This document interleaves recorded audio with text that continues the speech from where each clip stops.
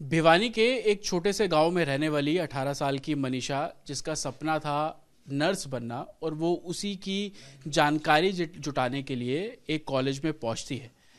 एक play school में वो पढ़ाती थी, और प्ले स्कूल में बच्चों का ध्यान रखकर पढ़ाने के बाद जब वो उस मेडिकल कॉलेज में पहुंची, उसके बाद से वो मिसिंग है। और 2 दिन बाद शव मिलता है उसी मेडिकल कॉलेज से तकरीबन 500 मीटर दूर नहर के पास। और वो शव एकदम बहुत बुरी हालत में।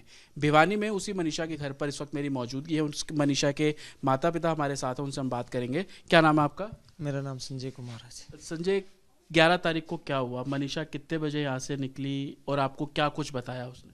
11 तारीख को स्कूल टाइम पे निकली थी जी। 8 साढ़े 7 बजे बस आती है आइडियल स्कूल की। उसमें बैठ के वो कॉलेज वहाँ गई थी और स्कूल में चली गई। और उससे ये बात हुई थी मेरी और उसकी गुड़िया की 11:30 बजे मेरे पास उसका फ़ोन आया था 11:23 पे। तो मैंने बताया था उसको, भाई उस आइडियल कॉलेज में जाके आना बेटा, वहाँ पर फॉर्मा निकला होगा वो ले आना। और वो मेरे कहने पे उस कॉलेज में गई है जी। उसके बाद से उसका घर पे आया होगा एक आध बार इसमें फ़ोन। ये बयान तो मैं कई बार दे चुका हूँ जी, आपकी नज़र में हो या नहीं हो, मगर मैं ये बयान तो कई बार बता चुका हूँ। शाम को 112 बुलाई है मैंने, 112 वाले गए, हम उनको साथ में ले करके, और वहाँ कॉलेज में कुछ खास वो ना मिला। पुलिस वाले ऐसे ही बोले मेरे को, बोले कि भागी होगी। बोले यार क्यों घबरा रहा है, 2 दिन में आ जाएगी, 3 दिन में आ जाएगी। बोले इतना घबराने की जरूरत ना, बोले दुनिया की भागन लग रही है, तेरी भी भागी होगी। फिर जी उन्होंने कोई खास रिस्पॉन्स दिया नहीं। वहाँ कॉलेज में जा करके, कॉलेज में गए हम उस टाइम पर, वहाँ कॉलेज में 3 थे स्टाफ के, कौन थे कौन नहीं, कोई चपड़ासी हो या जो भी हो वो जी। 2 तो उनमें से दारू पी रखे थे, एक ठीक ठाक था।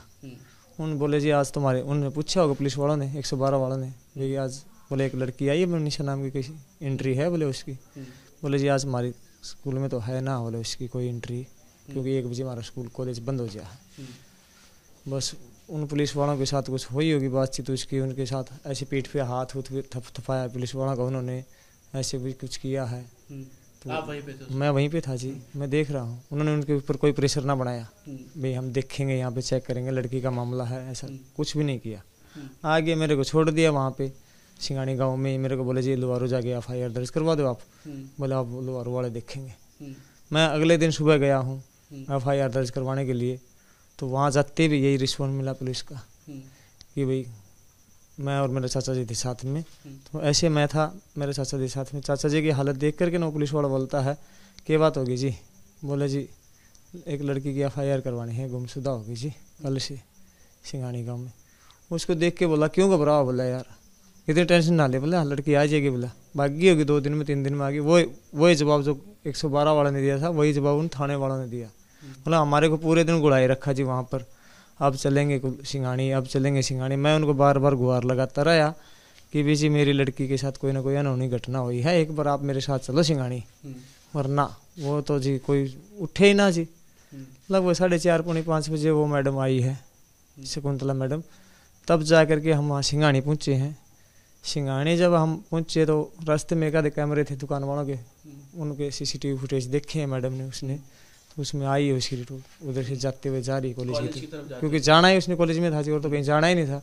उसकी हर रोज़ का काम यही था कि मतलब स्कूल चलेगी तो स्कूल से घर। उस दिन तो उसको स्पेशल कॉलेज के लिए कहा गया था, भाई स्कूल में कॉलेज में जाके आना, तो फॉर्म लेके आना है, पता करके आना है, ठीक है। तो जाना ही कॉलेज में था, तो कहीं जाना ही नहीं था उसने। मैडम ने आकर के वही बात वहाँ पे चेक करके हम कॉलेज में पहुँच गए। उस टाइम कॉलेज में गए ना, तो जी जो कॉलेज का गेट था ना, उसके आगे गाड़ी खड़ी थी काले रंग की, उसको तो हमने ध्यान में लिया ही नहीं, हम तो आगे स्कूल में चले गए अंदर की तरफ। वहाँ गए तो उस टाइम 2 आदमी थे। एक आदमी वो था जो उस रात में मिला था मेरे को 11 तारीख को, उसमें से था। तो मैडम ने पूछा जी, बोला हमने ऐसी ऐसी बात है भाई, तो उसने बोला भी हाँ जी कल भी आए थे ये 112 को लेकर के। तो बोला भाई CCTV फुटेज दिखाओ इसके। बोला जी आज तो स्टाफ ना हम नहीं दिखा सकते CCTV फुटेज। तो बोला कोई स्टाफ वाला आएगा तभी दिखाएंगे। फिर ITI है उनके सामने ही, रोड के सामने।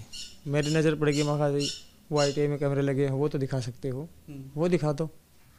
वो दिखाने के लिए वो चाबी लेकर के गया हमारे को, तो वो सारे कमरे बंद पड़े थे उनके। वो देख करके वापस आए हम। फिर मैडम ने उसको कहा, बोला जी चलो आज नहीं तो कल इनको दिखा देना कैमरे। हमारे को कह करके वो मैडम चली गई। बोले संजय मैं कल आऊँगी नहीं, मेरा कोई भिवानी काम है, तो मैं उसके मामले में जाऊंगी और बोले कल आकर के कैमरे चेक कर लेना, भले इनके दिखा देंगे। आपको खुद चेक करने के लिए हाँ, बोला हमारे को पुलिस खुद बोला है, उस मैडम ने बोला है, ने? जो थानेदार नहीं थी हमारे पास, कुंतला मैडम, उसने बोला है। उसके बाद जी हम बाहर आ गए। बाहर आकर के आसपास के गांव जो खेत खात थे, ट्यूबवेल टावल वाले थे, जान पहचान के तो हुए हैं जी गाँव मंडी आदमी के, ठीक है। उनके पास पूछताछ करी, उनसे मिले वाले करे। तब तक वो गाड़ी जो है ना, जो कॉलेज के आगे जो गाड़ी खड़ी थी ना, उसमें से 2 टीचर बैठ के गए उनके कॉलेज के। मैंने सामने से देख लिया, गाड़ी वहाँ खड़ी थी, मैं इधर खड़ा था, उधर से मेरे चाचा जी आ रहे थे, तो देख लिया। मैंने उसी टाइम पर उसको मैडम को फ़ोन भी किया, शकुंतला मैडम को। वहाँ जी जब हम आए, जब तो ये कह रहे थे भाई स्टाफ का कोई है नहीं कॉलेज में, और ये इस गाड़ी में आपके जो गाड़ी खड़ी थी उस गाड़ी में बैठ के जाने लग रहे हैं 2, और कह रहे टीचर है स्कूल के कॉलेज के, एक बोला सीनियर है, एक कोई जूनियर है, क्योंकि हमें सीनियर जूनियर का वहाँ की चपड़ासन से पता लग गया। तो गाड़ी जाने के बाद वो चपड़ासन बाहर आई और हमने उसको, मेरे चाचे ने उसको पूछा, तो उसने बताया, यहाँ तक कि वो नाम भी जानती होगी अगर उससे कोई पूछेगा तो, ठीक है। ये बात हो आ करके जी हम मतलब धक्के धुक्के खा करके पूछ पाछ के शाम को घर आ गए। अगले दिन सुबह हमने जाना ही था वहाँ कॉलेज में सीसीटीवी फुटेज चेक करने के लिए, तो 2-4 मेरे रिश्तेदार भी आए हुए थे और भी कुछ थे।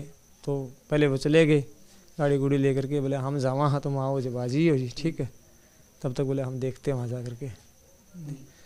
तो जी फिर जी क्या नाम है वो हुआ। तो उस दिन आप लोग जब गए सुबह देखने के लिए तो दिखाया उन्होंने, तब भी नहीं दिखाया? नहीं जी, उस दिन हम गए कहाँ जी, उस दिन तो वो डेड बॉडी ही मिल गई 13 तारीख को, क्योंकि मैंने मैडम को फ़ोन किया, शकुंतला मैडम को, ठीक है। तो जी मगर जी हम आ रहे हैं सीसीटीवी कैमरे, तो वो करे जी मैं भी आई हुई हूँ वहाँ पर, ठीक है, और मतलब कोई डेड बॉडी मिली है, ये बात 13 तारीख को है, ठीक है जी। और बोले हम वहाँ पे आए। मैं उसको पूछा मगर जी किसकी मिली डेड बॉडी, वो करी जी कोई लेडीज़ है, बोला उसकी डेड बॉडी मिली है। मैंने भी एक दोस्त आया था बाइक लेकर के, हम भी सिंगानी की तरफ निकल लिए। वहाँ जा कर के हमने देखा भाई नहर के मतलब 2 किले आगे, तो वैसे तो जाने नहीं दे रहे थे किसी को, करे कोई। मेरे चाचे से मैंने पूछा, मेरा चाचा पहले गया हुआ था वहाँ पर, मेरे रिश्तेदारों ने जो गाड़ी गई थी ना उसके साथ, हमारे गाँव के सरपंच भी गए हुए थे। फिर जी देख कर करें, मेरे चाचा ने तो बता दिया भाई अपनी बॉडी है, तन्नू है, बोला वैसे उसको नाम तन्नू था, प्रेम से हम तन्नू कहते थे, मनीषा तो नाम था। तो ऊपर से वो आवाज़ मार रहे हैं सचो वगैरह, वो जो कर रहे हैं, ये तो बॉडी बहुत पुरानी है। जब मैंने हल्ला किया ना, उनको प्रशासन को बोला कि आज क्यों आ गए तुम लोग, भाई उस दिन कल नहीं आए मेरे साथ, परसों नहीं आए मेरे साथ है, और आज तुम यहाँ पे जब मौत हो गई है, डेथ हो गई है, तब तुम सारे के सारे आए हो, आज तुम्हारे पास कैसे टाइम है? अगर आप मुझे बता पाएँ, क्योंकि बता पाना बहुत मुश्किल है, किस हालात में थी बॉडी जब आपको मिली? मतलब बॉडी संगीन अपराध था जी, मतलब उसका गला काट रखा था, ठीक है, चेहरे का कोई फेस था ही नहीं, ठीक है, बिल्कुल वो था, सिर्फ हड्डी दिख रही थी, एसिड वगैरह डाल के जो भी उन्होंने कुछ कर रखा था, ऐसे कर रखा था सर। कुछ पार्ट्स भी गायब थे बॉडी के? बॉडी से पार्ट गायब नहीं थे सर, उसका मैं कह नहीं सकता, क्योंकि मेरे हिसाब से बॉडी के पार्ट्स थे नहीं गायब, ठीक थी बॉडी, मैंने अच्छी तरह से देखी है बॉडी को, ठीक है। बाकी तो मेडिकल रिपोर्ट आने पे पता लगता है कि पुलिस अगर 11 तारीख को ही ढूंढ लेती, कुछ कार्रवाई करती, तो आज मनीषा आप लोगों के साथ उसी टाइम हमारे साथ में होती। अगर 11 तारीख को प्रशासन देख लेता तो लड़की हमारे पास होती, ठीक है। लापरवाही की वजह से है जी। और हमें तो अब तो ना जी, इन ये जो इतने जो लोग जुड़े हुए हैं यहाँ पर, इनके समर्थन से ही हमें ये उम्मीद है कि हमारी छोरी न कोई न्याय मिलेगा। और हम तो प्रशासन से या इन लोगों से भी यही गुहार लगावा है कि हमारी छोरी ने न्याय मिले जी, और हमने कुछ ना चाहिए जी, ठीक से, हमने और कुछ ना चाहिए, हमारी छोरी का सिर्फ न्याय मिलना चाहिए, कि आने वाले टाइम पर भी लोगों को ये पता लगे कि भाई कोई ना कोई ऐसा अपराध न हो, किसी की बेटी के साथ ऐसा और किसी की बेटी के साथ ऐसा अपराध ना हो जी। माता जी, आप बताएंगे कि कैसी थी मनीषा? पढ़ने में अच्छी थी, डॉक्टर बनना चाहती थी? हाँ, डॉक्टर बनना चाहती थी, खूब अच्छी थी जी पढ़ने। हाँ, घर पे अच्छा व्यवहार? हाँ अच्छा, खूब, हाँ सबसे खूब अच्छी थी जी। क्या मांग करते हैं अब आप, क्या चाहते हैं? बस मन तो न्याय चाहिए जी, कुछ नहीं मांगू मैं तो, मन तो न्याय चाहिए जी। आपकी बेटे में भी कोई ऐसा काम करे जी, आप भी देखो।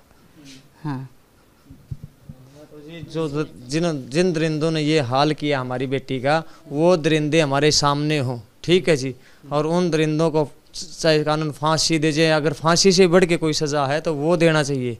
ठीक है जी। ऐसी दरिंदगी तो शायद हमारे हिंदुस्तान में ना हुई होगी, भिवानी में तो कहाँ, हिंदुस्तान में भी ना हुई होगी जो ऐसी दरिंदगी इस लड़की के साथ हुई है। अच्छा, 2 बार पोस्टमार्टम हुआ, क्या लगता है कि पहले बार जब पोस्टमार्टम हुआ तब चीज़ें अच्छे से नहीं हुई या उसको भी छुपाने की प्रशासन ने कोशिश की? ये तो जी ये बताएंगे, बाकी शायद पोस्टमार्टम के बारे में हमें तो किसी ने बताया नहीं जी, क्या रिपोर्ट आई है क्या नहीं है, हमें तो क्या पता जी। ठीक है, और वो तो प्रशासन की है या किसी डॉक्टर ने कुछ कहा होगा तभी दोबारा हुआ है। ठीक है जी। अंतिम संस्कार आप नहीं करेंगे? अंतिम संस्कार हम नहीं करेंगे जी, हमारी कमेटी करेगी। हमारी कमेटी जो फैसला लेगी, और वो हमारी कमेटी का और हम सबका ये फैसला है कि हमें न्याय चाहिए, वो दरिंदे हमें पहले चाहिए, उसके बाद हम अंतिम संस्कार का फैसला लेंगे, नहीं तो हम नहीं लेंगे, हमारी तो रही नहीं जी।